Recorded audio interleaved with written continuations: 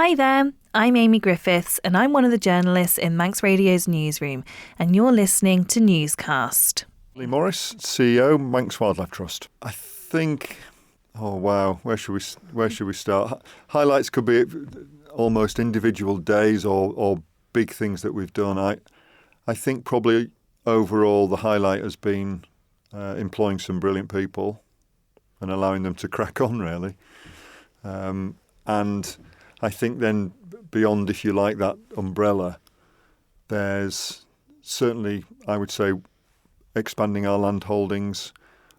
But our land holdings, even though we've expanded them, tripled them, they're still only 1% of the island. And as a charity, you can't, you're not really achieving much if you're only influencing 1% of the island, no matter how good and how well it's managed by our reserves officer and the volunteers that help her.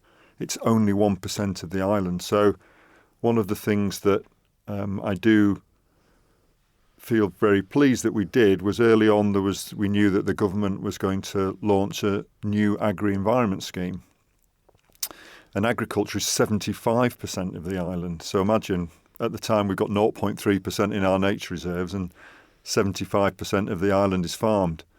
And although there's a traditional conflict between conservation and farming the world over, and that exists the world over, my background was crop growing, and I saw this as a massive opportunity for us. Even if we made small gains, even if it wasn't overall 75%, if maybe we could only influence 20 or 30%. But imagine the gains for nature, for the island, if we could influence positively a few farmers over that amount of land.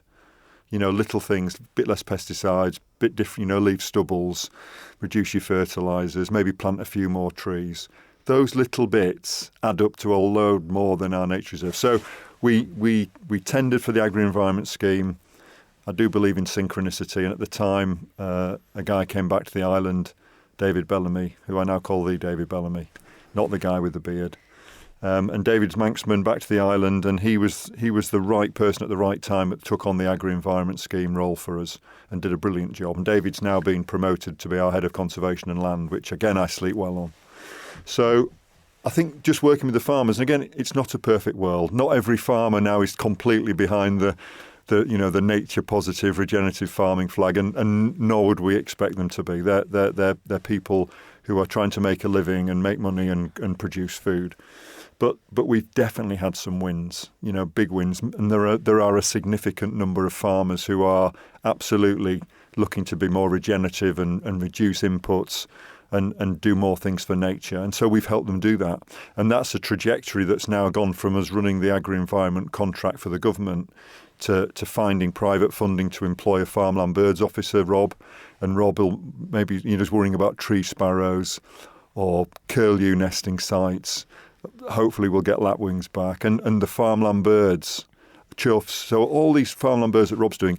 And then, delightfully, we've just secured funding from the Central Wildlife Trust team, ironically who I'm going to go and work for another farmland officer who can work just with the farms that want to work with us.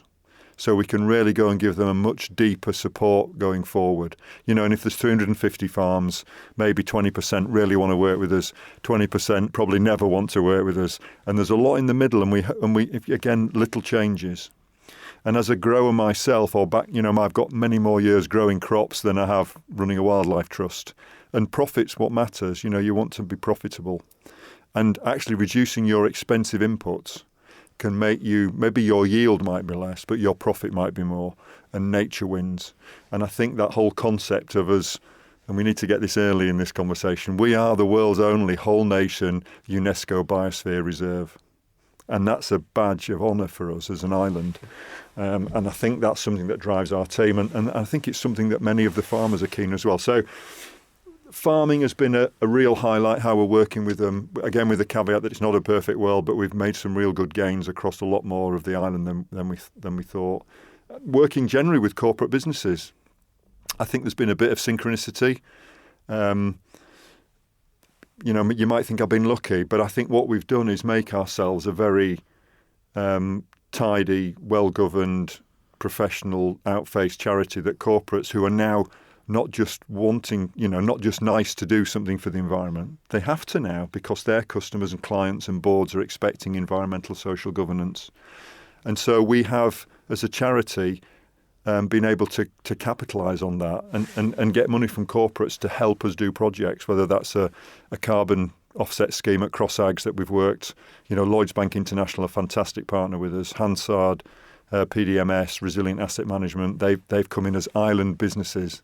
We've got the islands first, wholly on island carbon offset scheme.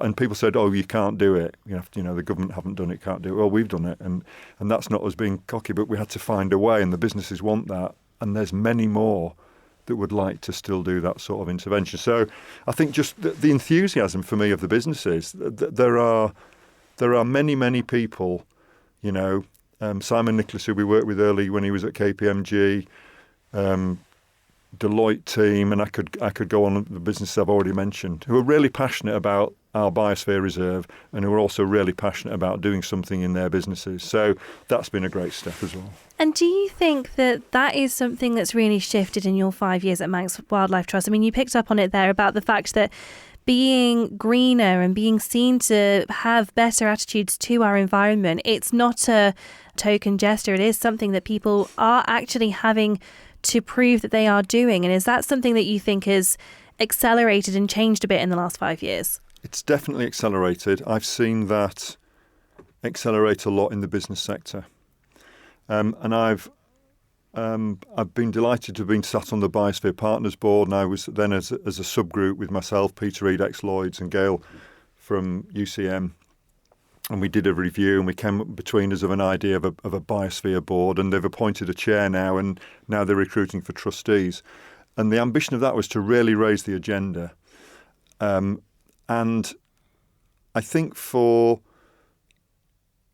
me, certainly, and for Gail and Peter and lots of people involved with Biosphere, it's not an environmental project. It's an ethos. It's a way that people, the environment, business, can all be intertwined. And occasionally you'll hear people, on the Manning line, and they'll be saying, we shouldn't be a biosphere reserve. But and the government is just greenwashing. But, this is a wonderful, amazing island. And I can't believe a single Manx person wouldn't be proud of their island. And therefore, why aren't they proud of being the world's only whole nation UNESCO Biosphere Reserve? Let's just couple those things together. It's not a badge of perfection. Doesn't mean that we can't still get rid of the sewage out of Laxey and Peel Bays. We should do that. And yes, we should. And yes, we should do other things better. But it's still a fantastic accolade for the island that we should be proud of, but not complacent with. And I think the Biosphere Board now, and a couple of people said to me, oh, Leigh, maybe you should be the chair of the Biosphere Board, you're enthusiastic and da-da. And I said, no, that would be a huge failing if I did that, because I'm a CEO of a wildlife trust. And then if I'm the chair of the Biosphere Board, people just regard it as another environmental person running a nice little environmental initiative. We needed, as we've got in Jason Bissell, a proper business person running our Biosphere Board. And he has the gravitas to go and have the conversations with the Treasury Minister or with Alf Cannon and say, look, guys and girls, that this isn't something we need to be, this isn't a nice to do anymore. This is a must do as an island. We should be all over this, and we should be working in a really sustainable, strong way for business. Oh, and by the way, then the environment and nature benefits as well. And that's our tactics. Of course, no one's listening to this. It's just me and you in the room, right? But that's our tactics. Because if we can get the business community to drive this to be a much more better sustainable island, then Manx Wildlife Trust are winning with our mission of making nature better. And do you think then that's going to be one of the biggest challenges for your successor, is to try and, one, maintain that biosphere status and help Manx Wildlife Trust to then be able to support it? I think the biosphere is a strong status. The review process is going in. There is an officer being appointed to do the review. There's a review group. Again, touching wood and not being complacent, but we'd have to do something catastrophic to lose the biosphere status. I think again, with the caveat that it's not a badge of perfection to be a biosphere reserve, we're way above the bar. And without going too technical, we'd have to damage one of our core areas. There are core areas of a biosphere reserve, Ramsey Bay, for example. If we damage Ramsey Bay, then that would be us damaging one of our core biosphere reserve areas, and that would run the risk of us losing our biosphere status. But unless we damage one of our core areas, it's a trajectory. They don't expect perfection, and we'll get reviewed. I'm sure, I feel confident without complacency that we'll keep our status, and there'll be an action plan of things that we need to do in the next 10 years, aspirationally. And that's good, because then we get people externally coming to look at us, tell us where we've done well, and tell us where we could potentially make the next step. So without complacency, I feel confident that we will get the status retained, but let's not use that as we're good enough. Let's use that to take us to the next level. So then for the charity, looking ahead to the next 5 years, what do you think are some of the biggest challenges that it's going to be facing? The word challenge, I might try and say opportunities, if you forgive me, and without trying to be cliched. I think the opportunities for the charity in the next 5 years, I think the whole conversation around agriculture is really important. Agriculture and food, and when the government rolls out its land management framework, if we are needing to expand our population, whether that's to pay for pensions or whatever else we need to do, then where are we going to put them? And if we're going to do our carbon, our climate change mitigation plan, and we're going to develop biodiversity and carbon schemes, where are we going to do that? And where are we going to produce our food? And I think to have that more strategic overview of the island is important, because I think there is a really strong opportunity for us as a Crown dependency, linked with other Crown dependencies, linked with other UK overseas territories. In that field, in that network, the Isle of Man is the wealthiest, best suited. Guernsey and Jersey might debate, but we're certainly up there. But we have a lot of space, and we have a lot of space to do the right thing. So I think those conversations about how do we work positively, what is the future of farming, what is going to be grown on the island, what do we need to feed the Isle of Man that our farmers can produce, and how can we do that in a way and get the right money to them to enable them to do that in a nature positive way as possible. And maybe some of them will lose, but I hope others, the David Cools of the world, or the other farmers that are really on point in producing Manx food in a really way that we'd approve. I hope they get more money, and the government needs to find a way to do that for them. So that's a big challenge. Development's a challenge. Education. How do we instill in our next generations that this is an amazing place, and that it is as a biosphere reserve. This is how we live. This is what we do, and that we have a duty to protect it as well as people. We are the custodians of this land, really, aren't we? In a way, and teaching those next generations to value it, respect it, and look after it. It's not always easy. One of my biggest challenges is that the Isle of Man is a beautiful place. That sounds a bit of an oxymoron, doesn't it? But it's because people know it's a lovely place for nature. It's almost, why do we need a wildlife trust? Why do we don't need to put a pound in the wildlife trust bucket because Bradder Head's lovely, and it's lovely. But I assure you, and I assure the listeners, there is a really important role for Manx Wildlife Trust. There are still species being lost. There are still habitats being damaged. There are still habitats that need to be restored. And please, as an island, we shouldn't be complacent and just take it for granted that it will always be a wonderful place. We need to treasure it as an island, and we don't need to, we need to bring those species back, protect those species, and include nature in all of our forward thinking. So the closing date for your replacement, I suppose, is coming up soon. What would your biggest piece of advice be for anyone considering applying for the role? Well, before I get to the advice bit, I think that it's a really, really wonderful job. Every time you leave a job, every time I've left a job, there's always a degree of push and pull. There's not much push with this one, I have to say. There's a huge amount of pull for the role that I'm moving to, but not much push. It's a lovely role. Again, the charity is not a wealthy charity, but neither are we poor. There's a sensible charity level of reserve. There's a great team. There's some really good projects in place. There's some great partnership working with both business and government, particularly DEFRA and DESC. There's a great board of trustees. We've just appointed 3 more, and a brilliant team of people. So, and some really new exciting things on the way, and internship programs coming. We've been gifted an amazing property in Peel that we're going to use as the base to bring 4 interns and offer them an internship program to really train up the next generation of ecologists as part of their program. So there's some really exciting things on the landscape. So that's the sell. The advice, I think, what advice would I give is treasure it. And it'd be interesting because potentially it could be someone internal. I'm clearly not going to throw names out on this, but it could be someone as an internal from Manx Wildlife Trust as a promotion. It could be someone that's already on the island, that's not in Manx Wildlife Trust currently, but really knows the island and knows the issues. Or it could be someone completely external that moves to the island for the role as I did.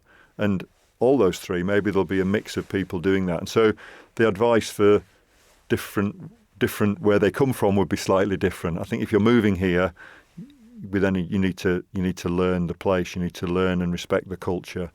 And get on board with that first and take time and take stock to understand everything that's going on in the charity. Because, we had 10 staff 5 years ago, and although many of them are part-time, there are almost 40 staff now in Manx Wildlife Trust. I think full-time equivalence is about 18, so you can see a lot of part-time, but nevertheless, there's about 40 people now that get a Manx Wildlife Trust pay slip. So the charity has grown a lot. And a lot of that is through key projects to do specific things, whether that's farmland bird, woodland restoration, marine conservation projects, etc. And they're all doing great stuff and having impact. So I think whoever is the next CEO needs to take quality time to understand what we're doing. One of the first things I did, which got hung up a little bit by COVID, was to jump in the car with our reserves officer and visit every single reserve. Now, because of COVID, it took more than the 2 months I wanted it to, but I got it done in the first 6 months and visited all our 20-odd nature reserves to just see the land and the areas that we owned, and went to the key places and did that. And I think that is something that a new person must do. And then conversations with trustees and chairs about next direction and keep the partnerships going. I sadly haven't built strong partnerships with everyone, but I think I've built strong partnerships and collaborations with an awful lot of organisations and people. A few key ones that aren't as strong, I'm not going to mention them, there's no way I'm doing that, but they know who they are, and it's a shame in some ways that key partnerships haven't blossomed irrespective of personalities. I think Manx Wildlife Trust and other organisations need to work together, shouldn't we, But the relationships, we've got some great relationships. We signed an MOU with Manx National Farmers Union, and again, they were pragmatic, we were pragmatic. We know we're going to disagree, but it's an important relationship. So respect our relationships, learn about exactly what we're doing, take time to learn the culture, and treasure it would be my advice to anyone. Thank you for making it to the end of the Manx Radio Newscast. You are obviously someone with exquisite taste. May I politely suggest you might want to subscribe to this and a wide range of Manx Radio podcasts at your favourite podcast provider, so our best bits will magically appear on your smartphone. Thank you.